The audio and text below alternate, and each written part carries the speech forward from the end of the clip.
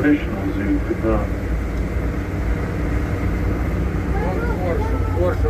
Big part of the reason why the park has been so historically successful as a conservation organization. And one endangered species coming up to the right-hand side from the desert, it's called the addax, A-D-D-A-X, addax. They have a white coat and big Dr. Seuss-looking horns. They come from the Sahara Desert of northern Africa. And unfortunately, they were quite popular as a trophy animal. Addax live in areas that are remote and hard to access in one of the deepest deserts on Earth. People hunting addax for most of history were more likely to die than they were to come home with a prize. Things changed following World War II when four-wheel drive vehicles nearly exterminated the addax to the point where today they've only recently been reintroduced back into the wild after having disappeared completely. This park is extremely proud to participate with other conservation organizations in the revitalization of the addax antelope. Speaking of baby antelope, by the way, off to the left, these ones aren't from the desert. They are grassland animals called the sable. Notice they're much darker coat coloration, better camouflage in the savannas and grasslands of southeastern Africa.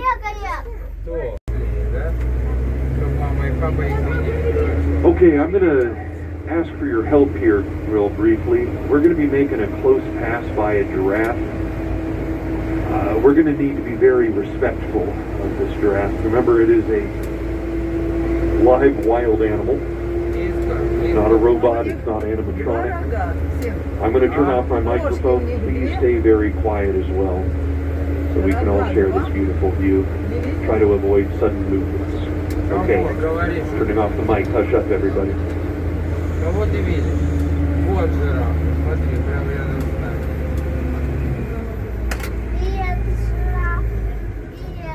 Привет, привет, жирафа. А там вообще. Там их много. Ничего не говорит, да?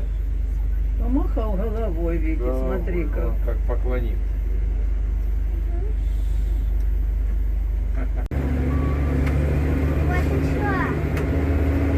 Вот, смотри, у них не только шеи длинные, Вика, такие у них ноги длинные. Да? Ничего себе. Вот, смотри, в тени там. Бэбики жирафы. Hopefully you're able to get some good pictures of those two as they strolled by. The rest of the giraffe herd is a bit farther out. I don't think we need to worry too much about silent mode as we go by them. This part of the giraffe herd, though, does include some juveniles. If you notice that they are smaller than the ones we just saw, they are still more. They'd probably be real insulted if you called them that.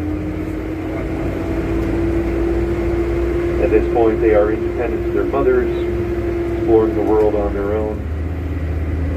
It's not yet fully grown. A giraffe tweens, if you will. Meanwhile, buffalo. Got a small group of them here. Some are inside the building, others outside, enjoying the shade or the sun, respectively. Dark inward curving horns. Buffalo are not an animal that puts up with nonsense. Will both guide the herd and teach their daughters and granddaughters. Same as she learned from her mother and grandmothers.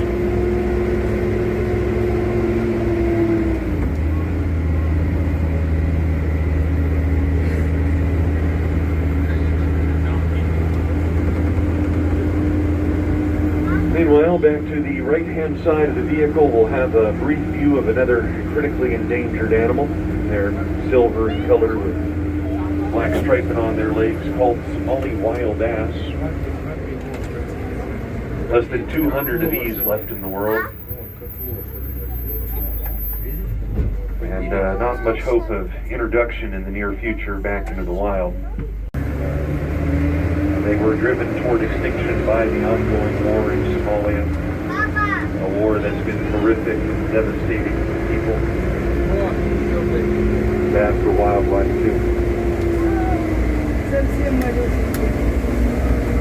Work of conservation is always necessarily intertwined with the work of peace. Human dignity. Not just in Somalia, but everywhere around the world.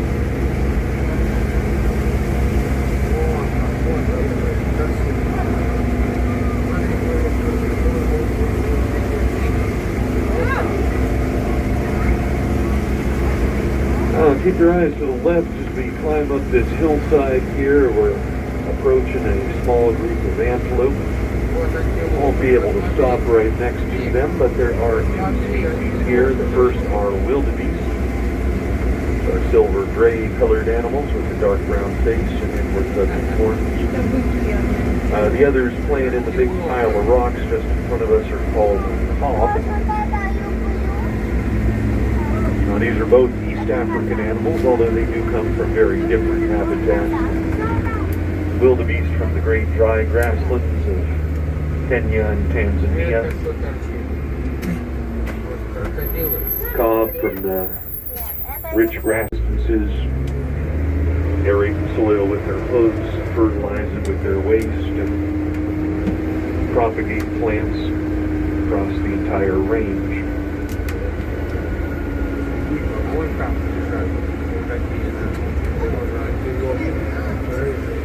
In doing so, they cross over the Kenyan-Tanzanian border.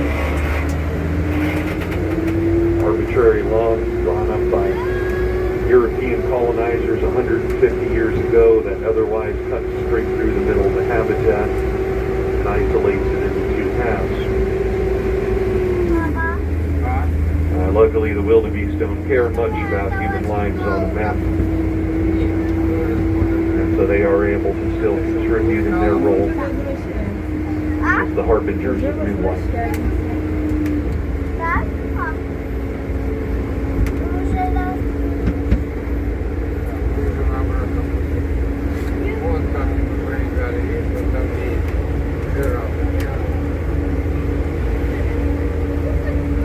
We're going to be cruising along for a little bit here before we hit the next big cluster of animals. Feel free to enjoy the view, watch for local Californian wildlife.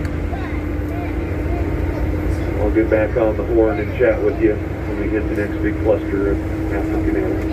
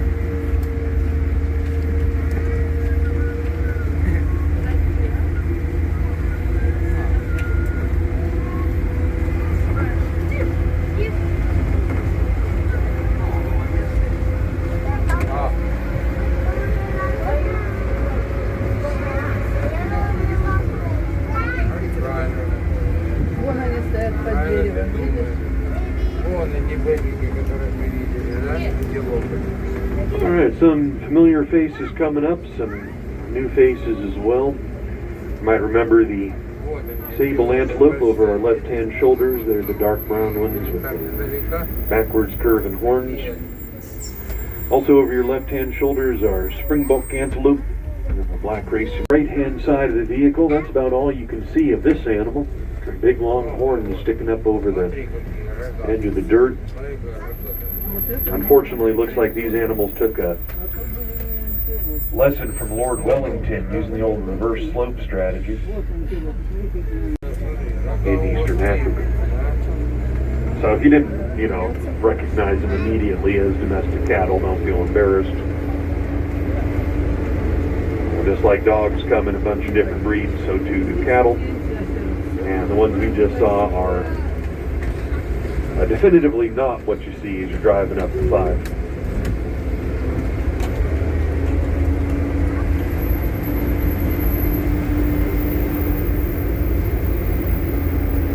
Back to your left, the eland antelope are a species that was nearly domesticated as well.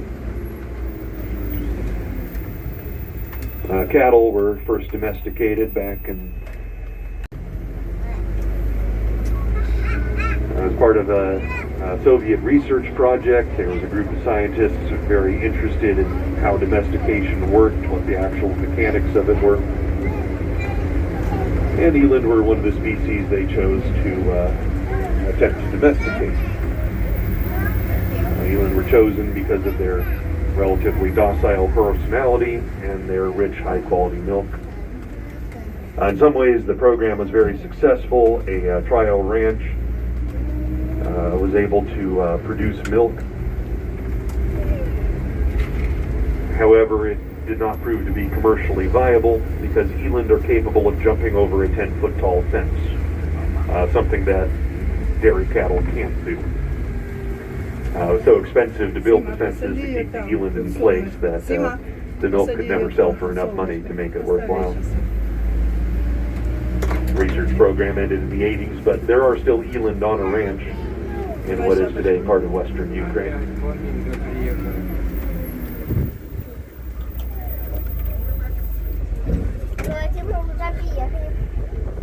Which is always a combination of good news and bad news. The bad news likely pretty self-evident. If we're getting back to where we started, that does mean we're getting toward where we end.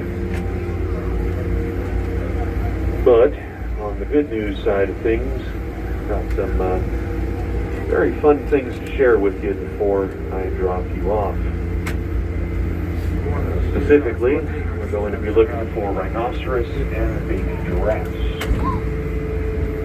The baby giraffes are closer. They should be a little bit more obvious. They're sitting right on the edge of the dirt and the grass. There's 3 of them. These are babies, like actual babies, not juveniles, not tweens. 6, 7, and 8 months old, respectively. The rhinos at Freedom is a big part of the reason why the park has seen more than 100 southern white rhino babies born. I'm proud to tell people it's the world record.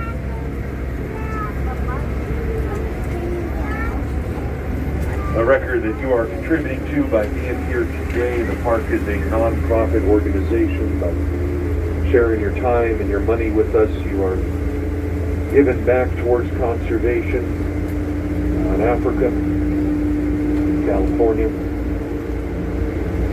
around the world. I'm so grateful for that. I do have to, I'm afraid, drop you off back at the station. I'm going to ask everyone to please wait till I bring the vehicle to a full and complete stop. After we stop, we'll exit on the right-hand side of the vehicle only. Notice that is the side toward the station, the side toward people, not the side into the active roadway. Gates to get out will be found by the cab. My name is Owen. Find me at the cab 2. I'll answer questions for you. Have a lovely rest of your day, everybody.